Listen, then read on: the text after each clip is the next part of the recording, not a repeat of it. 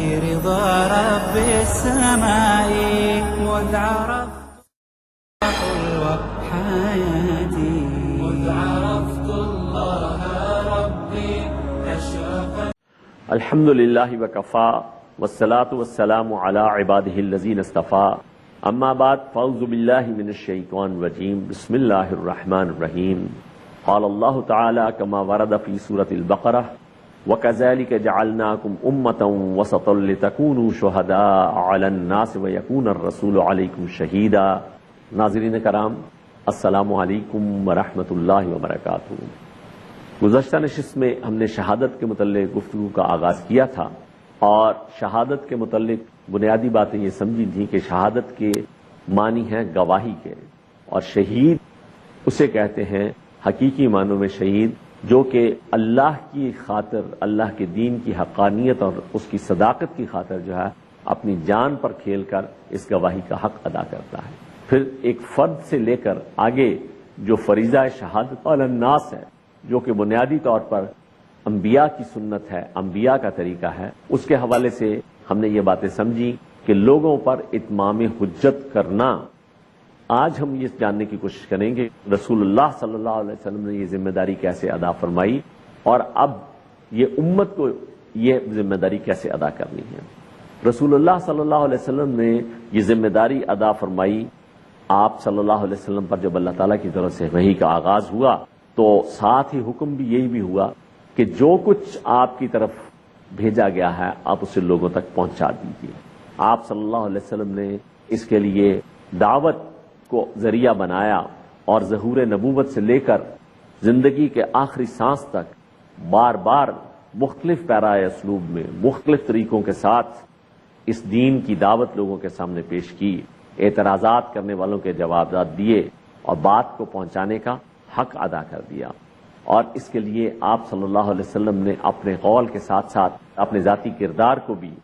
جو ہے بطور حجت اور بطور دلیل کے لوگوں کے سامنے پیش کیا، جیسا کہ سورہ حمیمہ سجدہ کی آیت نمبر 33 میں آتا ہے کہ وَمَنْ أَحْسَنُ قَوْلًا مِّمَّنْ دَعَا إِلَى اللَّهِ.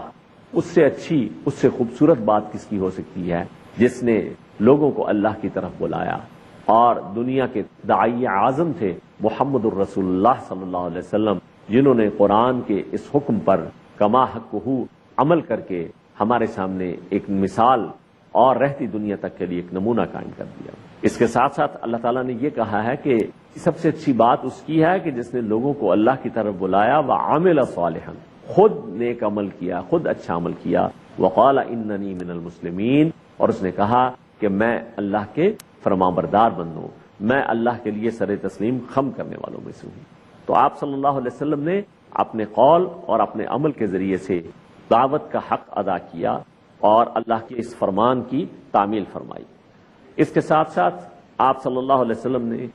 اجتماعی جد و جہد کے ذریعے سے صحابہ کرام کی ایک عظیم جماعت تیار فرمائی، اور پھر محمد الرسول اللہ اور صحابہ کی اس جماعت نے مکی دور میں ہر طرح کے مصائب اور مشکلات برداشت کیے. اس کے نتیجے میں پھر اللہ کی طرف سے آپ صلی اللہ علیہ وسلم کو ہجرت کا حکم ہوا، اور مدینہ طیبہ وہاں کا بھی جو ہے مصائب کا ایک سلسلہ ہے، اس لیے کہ یہود، قریش، مشرکین عرب اور منافقین ان سب سے بیک وقت کئی محاذوں پر جو ہے محاذ آرائی کا سامنا کرنا پڑا. اور اسی میں وہ بدر کا مرحلہ بھی آیا، اسی میں احد کا مقام بھی آیا جہاں 70 جلیل القدر صحابہ کو شہادت کی سعادت ملی، اور خود محمد الرسول اللہ صلی اللہ علیہ وسلم کا چہرہ اقدس لہو لہان ہوا، دانت مبارک شہید ہوئے، اور کئی غزوات کے جو ہے ان سے گزر کر بالآخر اللہ تعالیٰ کی طرف سے فتح مکہ کہ جاء الحق وزحق الباطل ان الباطل کان زہوقا. حق آ گیا اور باطل چلا گیا، اور باطل تو ہے ہی جانے والا. تو اس مشن کے دوران جن حضرات نے بھی اپنی جان آفرین کے سپرد کی وہ شہید ہیں. یہی وہ لوگ ہیں کہ جنہوں نے شہادت علی الناس کا حق ادا کر دیا. تو یہ ایک اجمالاً آپ کے سامنے مختصراً ایک نقشہ رکھا گیا کہ کس طرح سے محمد الرسول اللہ صلی اللہ علیہ وسلم اور آپ کے ساتھیوں نے یہ فریضہ شہادت علی الناس ادا کیا. اب یہ جو شہادت علی الناس کی جو ذمہ داری ہے، یہ اتنی بڑی اور بھاری ذمہ داری ہے کہ روز قیامت اللہ تعالیٰ سب سے پہلے رسولوں سے پوچھے گا کہ کیا انہوں نے لوگوں تک دعوت حق پہنچائی، اور پھر لوگوں سے باز پرس ہوگی کہ ان تک حق پہنچا کہ نہیں پہنچا، اور اگر ان تک پہنچا تو انہوں نے اس پر عمل کیا یا نہیں کیا، جیسا کہ سورۃ الاعراف کی آیت نمبر 6 میں ذکر آتا ہے کہ فَلَنَسْأَلَنَّ الَّذِينَ أُرْسِلَ إِلَيْهِمْ، ہم لازماً سوال کریں گے ان سے بھی جن کی طرف رسول بھیجے گئے، وَلَنَسْأَلَنَّ الْمُرْسَلِينَ، اور ہم لازماً سوال کریں گے رسولوں سے بھی۔ یعنی یہاں پر یہ سوال پہلے لوگوں سے کہ کیا تمہارے پاس رسول آئے تھے اور کیا انہوں نے ہمارا پیغام تمہیں پہنچایا، اور پھر اس کے ساتھ ساتھ رسولوں سے بھی یہی سوال کہ کیا تم نے اپنا فرض ادا کیا یا نہیں کیا۔ اس موقع پر رسول امت کے خلاف گواہی دیں گے کہ رسولوں نے تو دعوت حق امتوں تک پہنچا دی تھی، اب عمل کی ذمہ دار امتیں خود ہیں، اور ایسی ہی گواہی نبی کریم صلی اللہ علیہ وسلم کو بھی آپ کی امت کے بارے میں دینی پڑے گی، جیسا کہ سورہ نساء کی آیت نمبر 41 میں اس کا تذکرہ آتا ہے کہ فَكَيْفَ إِذَا جِئْنَا مِن كُلِّ أُمَّةٍ بِشَهِيدٍ، اس دن کیا حال ہوگا، کیا بیتے گی جب کہ ہم لائیں گے ہر امت میں سے ایک گواہ، وَجِئْنَا بِكَ عَلَىٰ هَٰؤُلَاءِ شَهِيدًا، اور اے نبی صلی اللہ علیہ وسلم آپ کو ان سب پر یا اپنی اس امت پر ہم آپ کو گواہ بنا کر لائیں گے۔ تو ظاہر سی بات ہے کہ یہ گواہی اس دن محمد الرسول اللہ صلی اللہ علیہ وسلم کی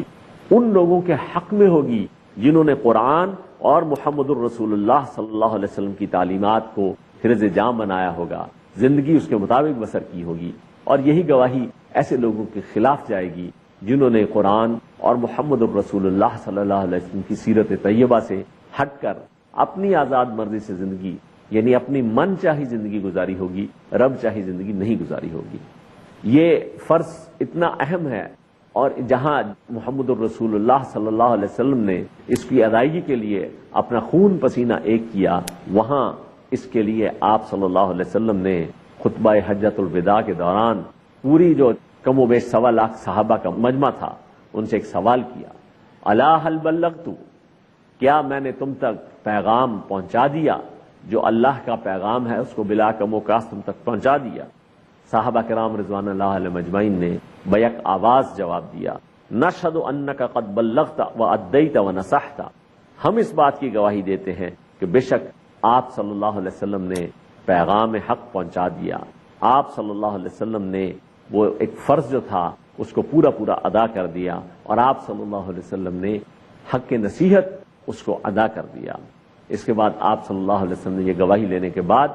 آسمان کی طرف انگشت شہادت اٹھا کر کہا، اللہم اشہد، اللہم اشہد، اللہم اشہد، 3 مرتبہ آپ نے ارشاد فرمایا کہ اللہ تو بھی گواہ رہی ہو کہ یہ سارے کے سارے مان رہے ہیں کہ جو فرض مجھے دے کر بھیجا گیا تھا وہ میں نے کما حق بہو ادا کر دیا۔ اس کے بعد آپ صلی اللہ علیہ وسلم نے اب یہ کام سپرد کیا امت کے، اور فرمایا کہ فَلْيُبَلِّغِ الشَّاهِدُ الْغَائِبَ، اب پہنچائیں وہ جو موجود ہیں ان تک جو موجود نہیں ہے۔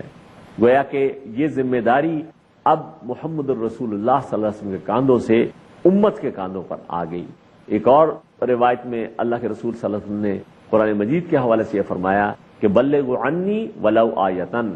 پہنچاؤ میری طرف سے، یعنی آن مائی بہاف،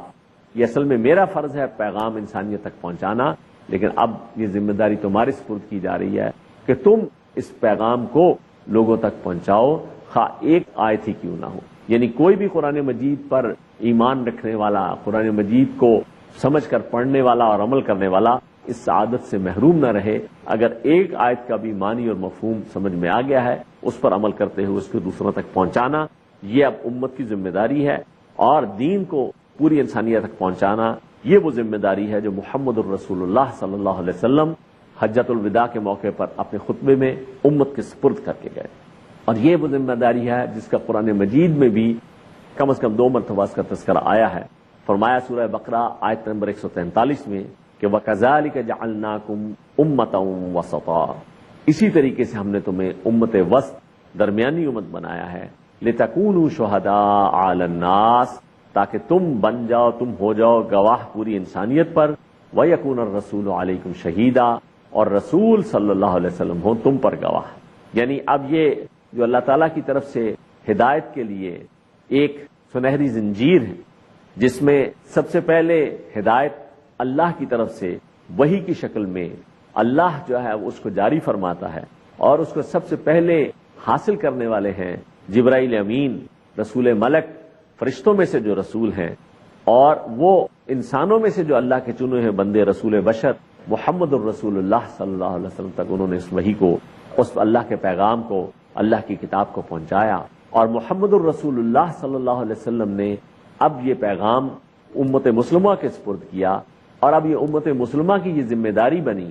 کہ یہ پیغام پوری بنی نوع انسان تک پہنچانا یہ امت کی ذمہ داری ہے۔ ایک اور مقام قرآن مجید کا سورہ حج کی آیت نمبر 78 جس میں یہی مضمون اللہ تعالیٰ کی طرف سے بڑی تاکید کے ساتھ آیا، فرمایا وَجَاهِدُوا فِي اللَّهِ حَقَّ جِهَادِهِ،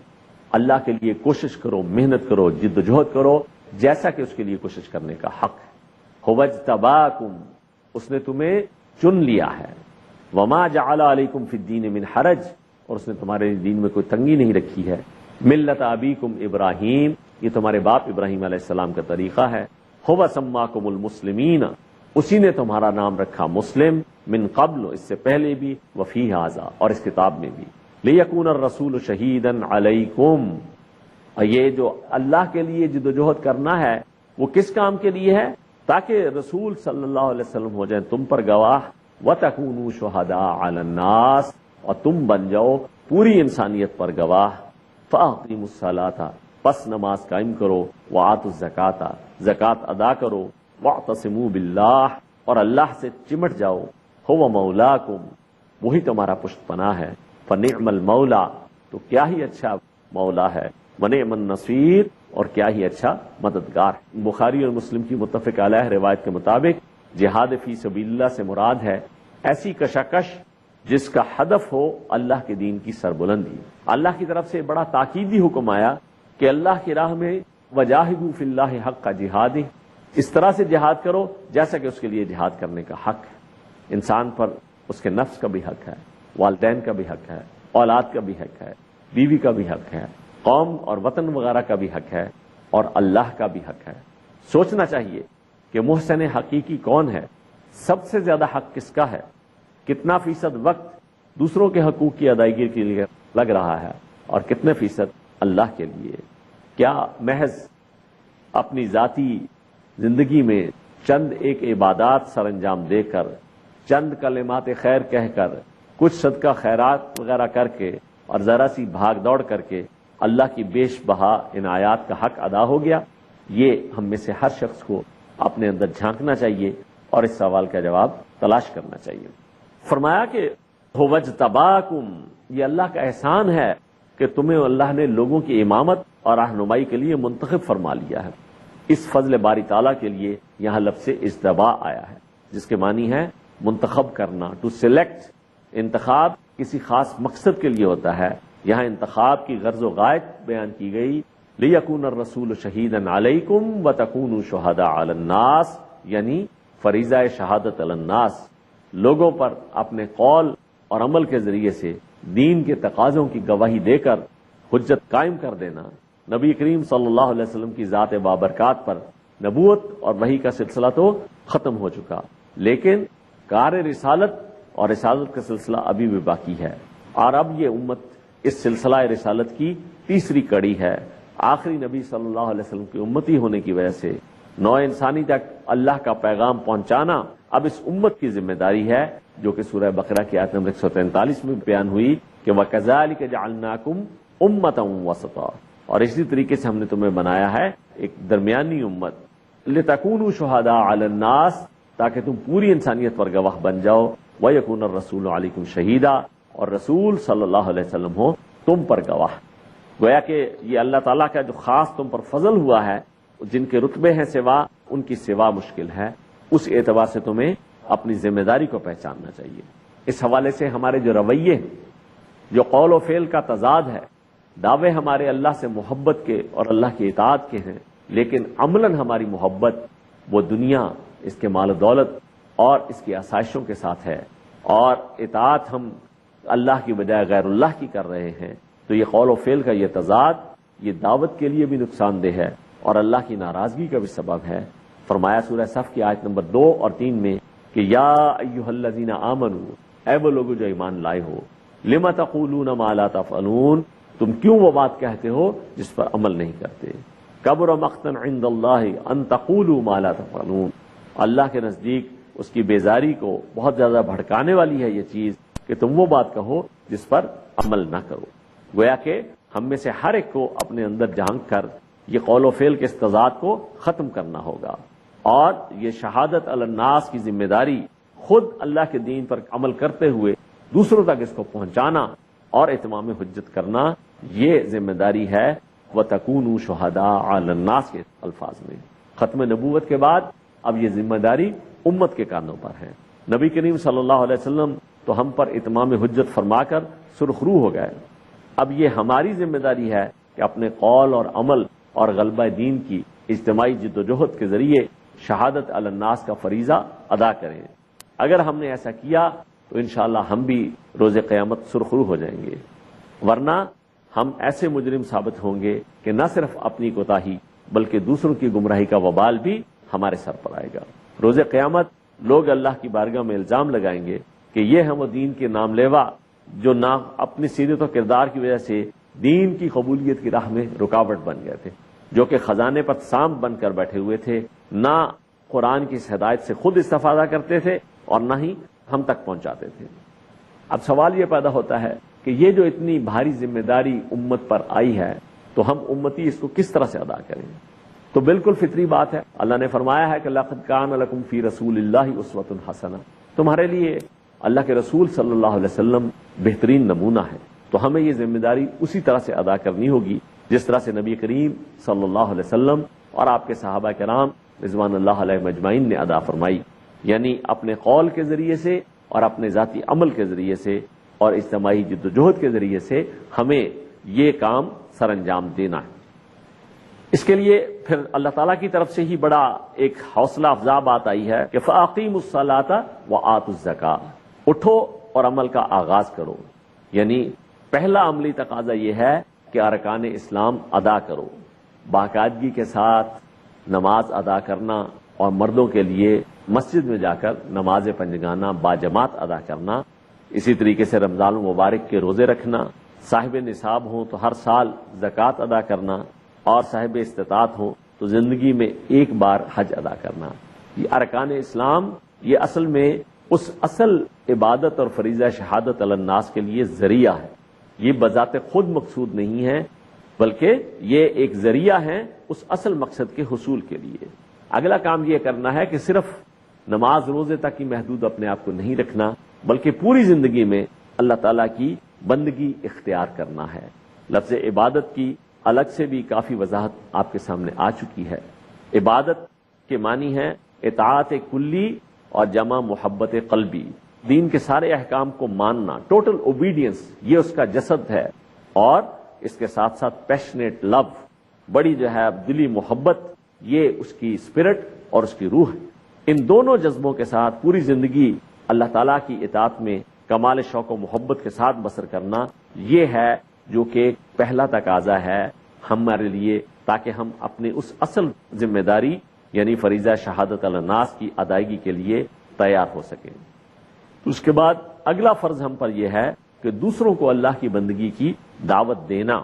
جیسا کہ سورہ حمیمہ سجدہ کی آیت نمبر 33 اس سے پہلے بھی بیان ہوئی، وَمَنْ أَحْسَنُ قَوْلًا مِّمَّنْ دَعَا إِلَى اللَّهِ، اس سے اچھی، اس سے خوبصورت بات کس کی ہو سکتی ہے جس نے اللہ کی طرف دعوت دی، اللہ کی طرف پکارا، وَعَمِلَ صَالِحًا، اور خود اچھا عمل کیا، وَقَالَ إِنَّنِي مِنَ الْمُسْلِمِينَ، اور کہا کہ میں تو اللہ کے فرمانبردار بندوں میں سے ہوں۔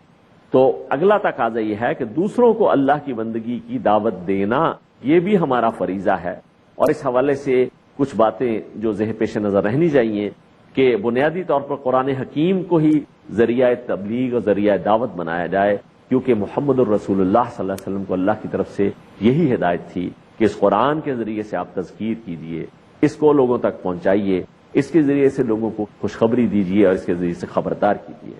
اور آپ صلی اللہ علیہ وسلم کی سنت کے مطابق اس دعوت کا دائرہ الاقرب فالاقرب کو پیش نظر رکھتے ہوئے ہونا چاہیے، یعنی سب سے پہلے اپنے خاندان، پھر اپنے رشتہ دار، پھر قوم اور پھر دوسری اقوام، اور اس کے ساتھ ساتھ اس کے ابلاغ کے لیے جدید ذرائع کو استعمال کیا جائے تاکہ